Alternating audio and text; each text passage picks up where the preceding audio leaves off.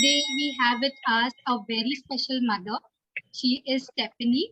Stephanie is not only a gorgeous millennial mom, she's also a mother to two adorable boys. And she talks a lot about yoga, fitness, lifestyle on her Instagram profile, which goes by the name Tangible Hot Mommy Stephanie. So, Stephanie, I love the name of your profile and it stands for you. You are gorgeous, and congratulations for Thank two beautiful you. boys. Thank you so much. Yes, so Stephanie, it's important for everybody to know that she is also with a newborn right now, right? Your younger one is a newborn. Yeah, he's 47 days old. Yes. So you are like actually in the middle of your fourth trimester. Uh, Yeah. yeah. So tell me, Stephanie, how was your pregnancy experience both the times? I mean, was it different since both of your kids are boys? Firstly, thank you for the introduction. And secondly, I just want to say it's tangible oat mommy. Like, HAUTE. yeah, it's Yes. oat. Yeah, HAUT, oat mommy. So that is, yes, both this pregnancy, it has been really different. Both my pregnancies, like, the first and the second has been completely poles apart in terms of my experience. However, with if it is a usual cravings, if you talk about, it's more or less similar, same, or there's here and the difference. But in terms of experience, for as a first time mom, I had a smooth pregnancy. I had no problems in the sense that I was on my toes. Even in the second pregnancy, I was very active. I've always been like on my toes, doing the household chores, the fitness, everything. Like I was on my toes. I never sat, even in my first pregnancy as well. But the second pregnancy had challenges, to begin with my first trimester, I had something called as prenatal depression. Not Okay. particularly depression, like I didn't go to that extent, but it was the onset of prenatal depression, you can say. I didn't even know that that existed. So, of course, in my first pregnancy, so, things went, fine during the entire pregnancy. But the second pregnancy, first trimester, had I had these symptoms, but I was not feeling good. I was not myself. I wasn't happy. Firstly, I wasn't ready for the second pregnancy. And then I realized it is not necessary to be happy after I went through it. I, of course, was guilty. I felt guilty that, okay, I'm pregnant and, I'm not happy about it. Why is that? Okay. But then with time, as the time passed, when I realized, when I understood my feelings, when I accepted my feelings, that's when I understood that it's not always for, as the society has conditioned us, that, oh, pregnancy means you need to be happy about it. You have to be happy. No, it's not. You can be yourself, but we aren't, we are not accepted that way. And even if we talk about it, even if we want to talk about it, probably we'll step back by not, Correct. expressing. So that's one thing I would like to talk about, because it was something that even I wasn't aware of. When I read my symptoms, I was like, why am I feeling this? I would, I was totally indoors. I would not talk to anyone much, not to my friends. I didn't speak to anyone. I was not in touch with my friends. I had issues at home, but I knew, after a point, I knew where it was coming from. And then I realized I needed that support. I didn't understand myself. Of course, the others wouldn't understand what was happening with me. And of course, nobody knows that. Very few people would know. Yes. Only probably people who have experience. And now that I've experienced, so that was one thing that I went through. And yeah, second trimester was fine. Everything was good. It was easy breezy. You feel good about yourself. most cases, many people don't still, they have different experiences. Yes. And third trimester has been, again, a very difficult, trimester throughout. I fell sick, and because of my sickness, and I had a lot of cough, I don't know, maybe if it was prior to that, if I had COVID or what, or it was a respiratory, that H3, that Yes. whole thing was going on. That's when I was like, I had a complete respiratory tract was totally sore. So my baby had come like in almost in the fixed position where I couldn't, I was recommended bed rest. Oh. Yeah, so it has been very challenging. My last trimester has been very challenging because I was on bed rest for quite some time, and then by the time I was detected COVID positive, and the day I was detected COVID positive, that very evening I went into labor when I was down with high fever and pushed the baby out, but everything, by God's grace, everything went well. My delivery, I had a normal delivery, so everything, I mean, by God's grace, I was taken care of. I had really good doctors. I had my support system. So everything went well. And yeah, today I'm here with two. Yes, very inspiring, Stephanie. I mean, to deliver in the with COVID, and to talk about prenatal depression. I mean, I'm actually hearing something like this for the first time. I mean, those hormonal changes that happen in pregnancy, it's important to speak about them so that women feel that, you're not alone and it's happening to others also. So, like, both your deliveries were normal? Both were normal. I had both normal deliveries. And the first Okay. one, yeah, but I would like to also mention this. My first pregnancy, post pregnancy, I went through, I didn't go through it at the same thing. It was like an onset, but it was an onset of like I was going through baby blues. Like many of us go through baby blues and all. So it was kind of, that was also, obviously you can say it's a onset of postpartum depression. Postpartum, yeah. Yeah, so I went through that a bit, and I, of course, there were a lot of factors which I couldn't understand what was going on. Of course, I loved my baby so much that on seeing him, I would just start crying. It was Yes. that time, but of course, I was very happy then, and that's how it was supposed to be. Like like I said, we are all conditioned that if you're pregnant or you get a baby, you have your baby, you're supposed to be happy. But no, I think the society dismisses anything that we talk about feelings. They dismiss a lot of other things, or probably it is not even considered. They don't really understand. But I think now there are so many people coming out and talking about it, or as per their experiences, because people now are aware of it, of Yes. so many things. And then too, I mean, the generation, our parents generation, and they find it very difficult to understand. Of course, they know what a woman goes through, but but it's a very different they come from a very different thinking than what we right now, when we go through it and we're experiencing. Probably they're even addressing it, if you're being aware of it. Probably they weren't even aware of these feelings. So we Correct. don't really know. But yes, prenatal depression is a real thing.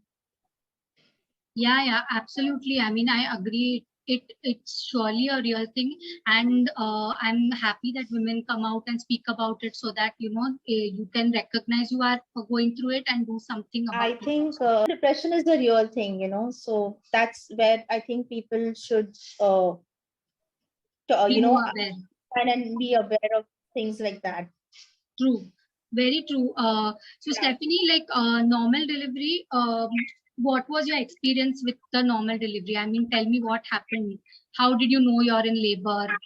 You can tell about your recent experience because it's just a month old now. So with my second, okay, I since my first pregnancy, my first delivery was I didn't have any labor pains. My water bag broke. So I didn't really understand what exactly labor pains were. I really didn't experience labor pains. It was my water bag broke, and and I delivered a month earlier. So my older son came in 1 month earlier. So it was like, I was not even ready. I was supposed to, that weekend I was supposed to prepare my hospital bag, and then this thing happened. Has it been, managing a newborn and a toddler currently? Don't ask. I mean, that's very tough. Very, very tough.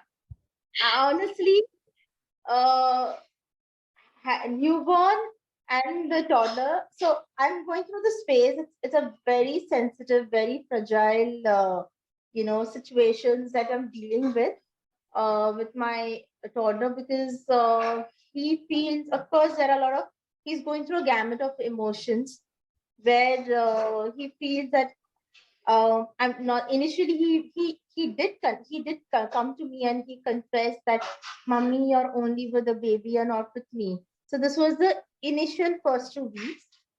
But then during that phase, he got a little aggressive, and it still continues. So it's like, he knows that I'm not right now very prompt or very I'm not too, I can't, respond immediately to whatever he does. Like, I'm in one place most of the times. So there's a lot of, it's tough dealing with what he's doing, with whether it is his tantrums, meltdowns, and his needs. Um, or what he wants to do, or to get his way out.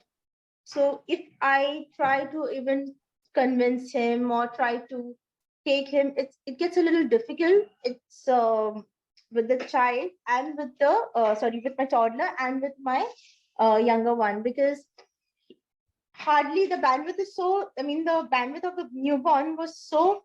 It was very low that I had to rush to him for feeds, and especially when during the times when when I had to go through cluster feeding, you know, so Yes. those times I had to actually rush to him. And of course, I'm stranded, like I cannot give time to him.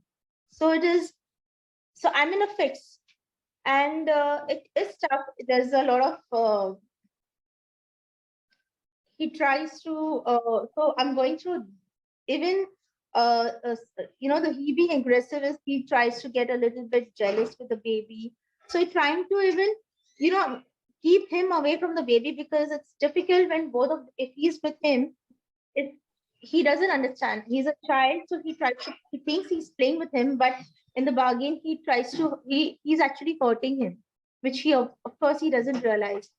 So a lot of factors to be looked after when you're dealing with a toddler and the newborn, and it's definitely not easy at all. I don't know what was I thinking. Sometimes I think, what was I thinking?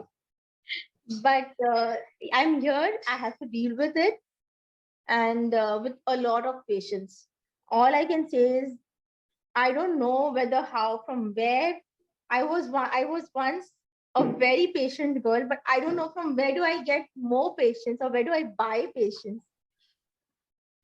So no, I absolutely agree. Like, I have one kid and I feel the same way. So with two, I'm sure that it's being stretched in directions that you can't control. And obviously your older one is also a baby only, right? He's only 4. So Yeah. it's natural for him to like do all these things, but it's hard for parents. Definitely it's very hard for the mothers. So Stephanie, it's he's just like you're still in the fourth trimester. So how are you dealing with sleep deprivation and all of that? I mean, how are you handling the night times with your toddler? I mean, he also needs help sleeping and all, right, at night. So sleep with him. Initially, the first week was, of course, you're trying to, again, it's like you're getting into the same whole game of breastfeeding sessions. Diaper changing is the same thing, you know. But this time you are more aware, the first week, of course, I didn't understand because of the timings, of course, because it's a newborn. But by second week, I tried to gauge the pattern of his sleep time. It gets a little, because you've already been in that phase, right? So with my first born, first whole entire month, I didn't understand what was happening. But in Correct. this pregnancy, in this post natal, phase, I was more, by second week, I was already aware of his, his sleep time, his or his wake up window, for how long approximately. Not like I was not very sure, but I had an idea. Yes. But and now I'm very much aware of his timings, and it has remained almost the same. So it is relatively easier to gauge the timing. Yes, you are sleep deprived if you go through cluster feedings, or maybe if he's not well. In between, my younger one, he wasn't well, so of course I was sleep deprived like throughout the night and early morning. So sleep deprivation is that Yeah. happens. But if you get 3 hours of sleep at a stretch, I think it's a big thing. I think it's Yes. like, oh, we got to sleep. I think Yes. how that's how I think we've come to. If I get around 3 hours to 4 hours of sleep, like I've slept. So you feel better. You feel good at least. True. Unlike the times when you actually are like getting a waking up after every 1.5 hour, 2 hours, but it gets a little better. I think. I mean, I'm talking about my experience. I don't know about other mothers, but I was told like by second. I mean, when you're with a second child, you probably will understand and will know better because you were already in that game much earlier. So that way it's okay. But yes, I don't go by so when the baby sleep when the baby sleeps doesn't work. Yes. And I have a toddler, so that really doesn't work in my case. True. So when baby is sleeping, you have to tend to the toddler. It's that way. Yeah, Yeah. yeah, especially because he has his studies, he has his homework. I have to be there. I mean, of course, I have my mom to take care of so many other things with me, but I have to be there, like be present Of and get course. it done. Because he can fool around, he can try to put it off, but then I have to be there that no, this needs to be done, this has to be done. You cannot just because I am not there, so everything is taken for granted. So yeah, so that Yes. is why it gets a little difficult, but Yes. that's how every mother has to, I mean, Yeah. that's how you have to figure it out. However, it gets very tough on the mother. All these things, dealing with emotions is very difficult. I'm not talking about the child's emotions, but the mother's emotions. Mother's emotions, because I know there were days, or there are days that I know I'm gonna be totally broken down because of his behavior. uh, and he's a child, so it worries me now. Also, it worries me that how am I going to handle it, and how am I going to do. He's getting aggressive, or he's getting he's not understanding, he's not listening. So a lot of things that a mother worries about, because I started questioning about my parenting, my parenting skills. And I question, because of course we are all, it's a trial and error method, or learning method. We are only learning. So Correct. with my first one, I've learned and learning. With the second one, what happens is, you've already been in that. You know what to do, or you're better off because you've understood what worked earlier and what didn't work earlier, and probably what you've learned later. And then that's how that's how the second one is taken care of. I cannot say if it is easier, because that's too early for me to talk about. But regulating your own emotions is very tough during this phase, and I am still struggling. And but definitely not losing hope, because I'm every day. In fact, yesterday I was questioning myself, that why is he crying, or why is he screaming, or why is he asking for this? Is have I done something wrong? Have I not been able to? Of course, I've not been able to give time, but now, because maybe I'm too far, have I lost him? So many things. Yeah. But at the end of the day, I know I am the mother. I have, whatever you do you, and I will definitely go by that, and I will, obviously every mother will do the right thing, but it's probably just a phase. It will just pass by. All I need to do is regulate my emotions, because I think that if I take care of myself and my emotions, the child will be taken care of. And that's very important. So that's Very what true. I'm on every single day, because every single day is very challenging. Yes, absolutely. And actually, I would like to share that under 7-year-olds, kids find it very hard to deal with emotions. So it's not you.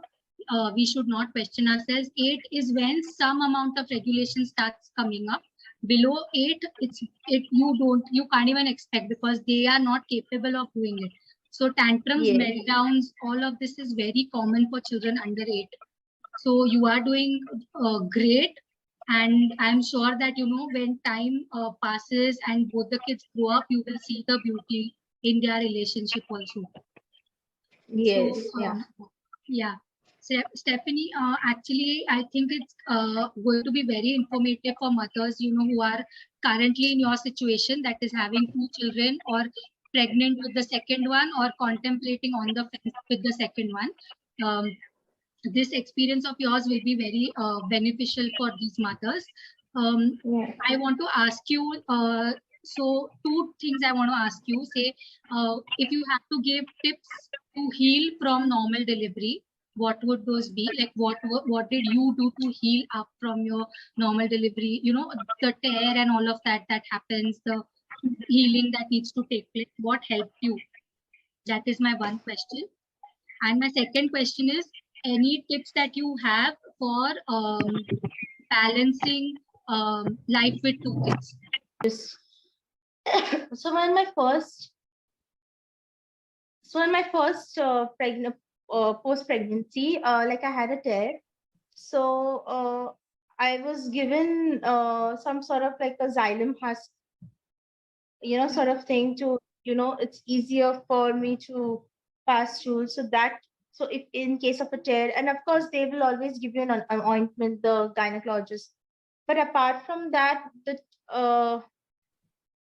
my tip to the mothers, if you physically just rest, because I had so many people asking me about how to lose weight.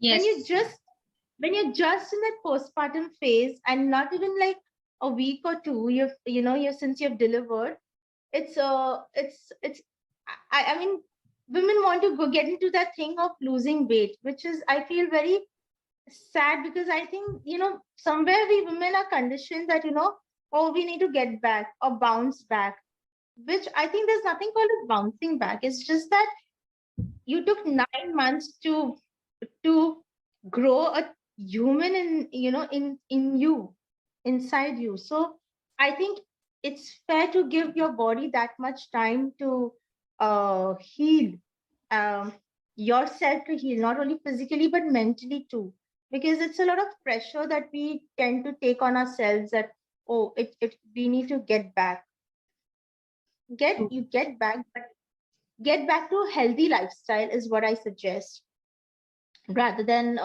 losing weight, because that will follow later. But I think taking care of your health and mentally, and eat the food that it has to be eaten, is, it mainly depends on your food, because food plays a very important role, not only to your health, but it also adds a lot of emotion. I mean, adds a lot of value to the kind of, to how you feel. Because Yes, I think food, for me, according to me, food is an emotion. So if if you're eating right, if you're eating things which are good for your body, I think your mind, it plays on your mind too. Like, I mean, it will. it work your mental health. It calms down your mind. You don't have those whatever you feel irritated, frustrated, and all. A lot of things, it comes down to your food, your health, your gut Yes. health is what I meant. Your gut health. So if you keep your gut health, if you take care of your gut health, you eat well, rest well. I'm definitely not mentioning about sleep as much as you can, but take that opportunity, and most importantly, take that time for yourself. I feel taking time for yourself is very important. I've always believed in that, even if it's just for 5 minutes. 5 minutes is more than enough, rather than saying that I don't have time or not getting that time, because it's very difficult to squeeze in that much time, and especially if you're a mother of two, it's very difficult. Yes. Somehow find that time, no matter what, even if it's taking a shower, be it any part of the day, even if you have late showers, because of course this because of timings, but take that 5 minutes. So for me, it is more than physical, which I know this, medicines, medications, and ointments will be given. But apart from that, nobody's going to, because nobody will actually ask how the mother is. Everybody asks about the child. So, being a mother, you have to take care of yourself first, because first, if you take yourself seriously, I think the rest everyone will take you seriously. So that is something that I believe in, and we have to work towards it. And that's how I work towards it every day. And it's like a constant progress. It's not like in one day everything. It's a daily thing. It's a Yes. daily dose for a mother. Yes, absolutely. I mean, motherhood is not linear, right? Motherhood is ups and downs, which is why we want moms to get some sort of, education, learn from other mothers. That's how we get to become better in this journey. So, Yes. Also, so that's what I like. In my first trimester, I was given a lot of laddus prepared by my mother-in-law, which is traditionally it is good. I ate a lot of them. I gained a lot of weight. To be honest, I gained a lot of weight. uh in my first pregnancy, I was a ball. In my second pregnancy, I the weight was more than the weight I had gained, but I was fat. In this case, there was a difference. I had not gained so much weight. It was my baby weight, hmm, but because I learned from my what I learned what I did, what I didn't do, or what I did. So I learned a lot from my previous experience, and I just kept going. I didn't restrict myself from eating here and there during my pregnancy, but I did not eat much from out. I just gave one day, like I always did, just one cheat meal, or you can't yes, say cheat meal, you can say reward meal. I hmm, don't take it as cheat. Honestly, cheat meal is like, of course, you're putting a cheat is a negative word. So that's how yes, I see it. So it's just like, it's just rewarding yourself, maybe like a burger or something. That is only if you're okay, if your body is fine, if everything is fine, then you can go ahead. yes, Don't restrict yourself, but you can curb on it. Like you can, just stay up to the limit. And post delivery, I was very strict with my food. I was very strict with my food. This time I did not have much of those sweets or anything, but I did have. I fill up myself with. I load myself with a lot of protein. A lot of protein is required for recovery. So I would suggest recovery phase, when you're eating, a lot of protein is required for the energy, and for all the lost yeah, blood, nutrition, you yeah, that was lost from your system, from your body while you are. So you have to regain that. So for all that, a lot of protein, it's like a high protein diet is very much important, and avoid sugary foods. I've seen so many people taking, it's just a suggestion, but I've seen so many people taking the for their hospital bag, if they are packing up something sweet like, cakes or biscuits or something like that, just avoid it, because I think the body needs something which is more nutrient dense and something, Tendency. yeah, because you are going to feed the baby, and you're feeding yourself. So I think you need to first feed yourself that much of nutrition, and so avoiding sugary foods would, I mean, in terms Give of you that, yeah. delivering your baby, you're losing a lot of blood. So these are not energy giving foods. And to just avoid sugars in general, Yes. that's Absolutely. the suggestion that I would like to give, because I've seen some people do that. Yes, So absolutely.